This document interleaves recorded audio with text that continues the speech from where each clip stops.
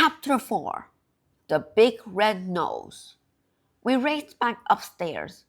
A big red nose filled the video phone screen. Uh-oh, it was Mr. Big Nose, our publisher, and he was angry. I could tell this because his nose was even bigger and redder than usual. "Where's my book?" he yelled. "What book?" said Terry. "The one you chucklehead promised me a year ago would be on my desk last Friday." "Oh," said Terry. "Is it last Friday already?" "It's past last Friday already," shouted Mr. Big Nose. "Way past. And your book is still not on my desk." The truth was, we kind of forgotten about the book. We were a little behind the schedule. Well, when I say a little behind the schedule, I mean a lot behind the schedule. And when I say a lot behind the schedule, I mean a lot behind the schedule. Not that I was about to let Mr. Big Nose know that. He was already pretty angry, and the angrier he gets, the bigger his nose gets. And if his nose got any bigger, I was worried that it might explode. And that was not something I wanted to see, especially not in 3D. Above, an artist's impression of what would it look like if Mr. Big Nose's nose exploded. "No problem, Mr. Big Nose," I lied. "It's under control. We'll get to it as soon as we can." "Well, as soon as you can have better be by 5 o'clock tomorrow afternoon, or else." "Don't worry, Mr. Big Nose," I said. "It'll be right there, all right. You can count on us." "But," said Terry.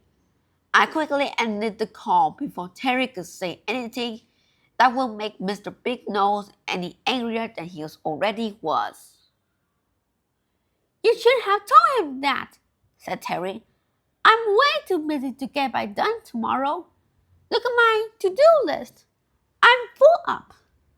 1. Do have pillow fight with Andy. 2. Do prepare a birthday party for sharks. 3. Do practice golf swing. 4. Do eat at least 100 marshmallows. 5. Do polish the parrot. 6. Do cut toenails. 7. Do hit Andy with a bowling ball. And don't even get me started on my to-do list. 5. Don't fall out of the treehouse. 6. Don't fall into man-eating shark's tank. 7. Don't make Andy cry. 8. Don't eat the man-eating sharks. 9. Don't set fire to my head. 10. Don't wash. 11. Don't stand under the frying pan. 12. Don't wash my undies. 13. Don't wash Andy undies. Your dude and your to-dos will just have to wait, I said. If we don't get this book finished, it will be back to the monkey house for us. "The monkey house?" said Terry, looking terrified. "Not the monkey house! Anything but the monkey house!" For those of you who don't know, the monkey house is where Terry and I used to work. It was the worst job ever. Cleaning the monkey house was bad enough. I hate monkey poo. Shut up and sweep. Ha ha! Grooming the monkeys was even worse. I hated nets. Shut up and groom. But the worst job of all was having to fill in for the monkeys while they were on a break. I hate bananas.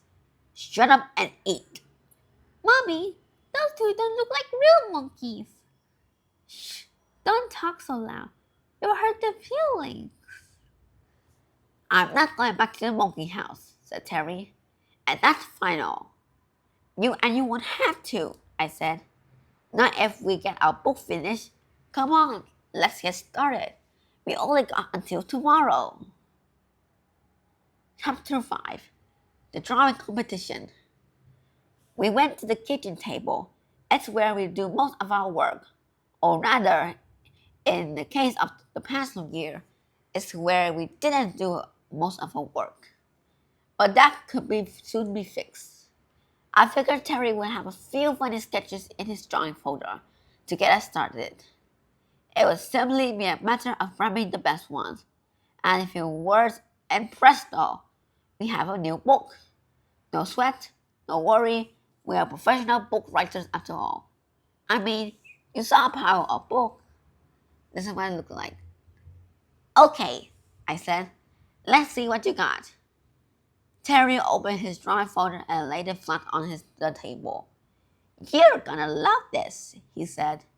In front of me was a picture of a finger. Self-portrait of finger. Shadow finger. This is just a picture of a finger, I said. Yes, said Terry proudly, but not just any finger.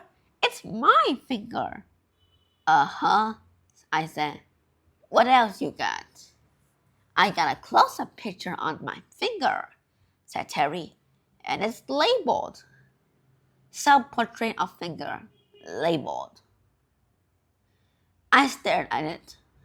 Well, said Terry, a big grin on his face. What do you think? Likes pigs. Get it?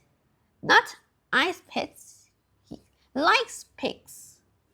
Yeah, I get it, I said. I turned the page looking for more pictures, but all I saw was this. And this. And this. Is that it? I said. 2 pictures? You have a whole year and you only come up with 2 pictures? Honestly, Terry, do you expect me to do all the work, the pictures as well as the writing? Of course not, said Terry. You can't draw. Yes, I can, I said. Drawing is easy. It's coming up with the words that takes a real skill. If you think drawing so easy, then let's have a competition, said Terry, handing a pencil. No problem, I said. First, we drew a knife. That's not a knife, said Terry. This is a knife. Next, we drew a worm. That's not a worm, said Terry. This is a worm.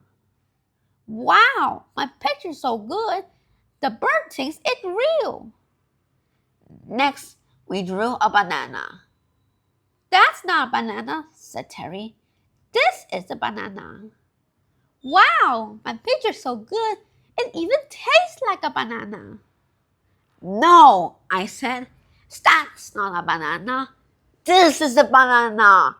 I picked up the giant banana that Terry had made the day before and charged at him. Put the giant banana down, Andy, said Terry, backing away. I'll put it down, I said, when you admit that I'm a better drawer than you are. But you're not. Okay, I said, then I'm sorry to inform you that I'm going to have to whack you over the head with this giant banana. Not if I can whack you first, said Terry, snatching the banana from my hands and whacking me over with it. Tonk! That's when everything went black. Andy, Andy. The next thing I knew, I was soaking wet and Terry was kneeling in front of me, holding an empty bucket. I'm so glad you're all right, he said. I thought I killed you. So did I said. I can't believe you whacked me with a giant banana. But you were going to whack me with it. 2 wrongs don't make a right, Terry, I reminded him. I suppose not, he said. And I'm sorry, but look on the bright side.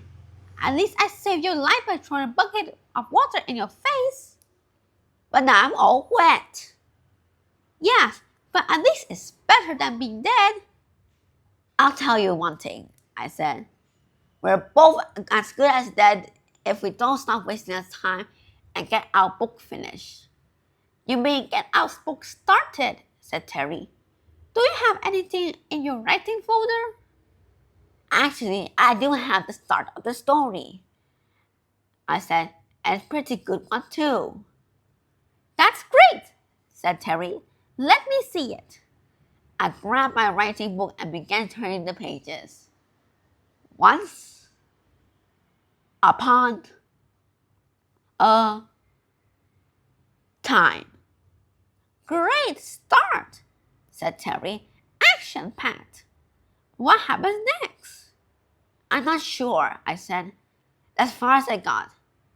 That's it, said Terry. 4 words? 4 pages, I said. Yeah, but only 4 words, said Terry. And one of them isn't even spelled right. I'm pretty sure it's upon, not upon. Well, excuse me, Mr. Rodownload, I said. If you know so much about story writing, why don't you write it?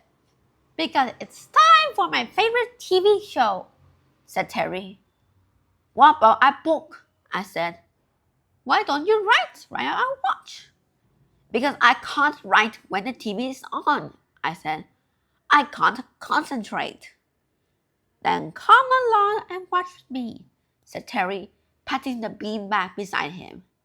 And that is why, instead of working on a book, we ended up wasting half an hour watching the world's dumbest dog on the world's dumbest TV show.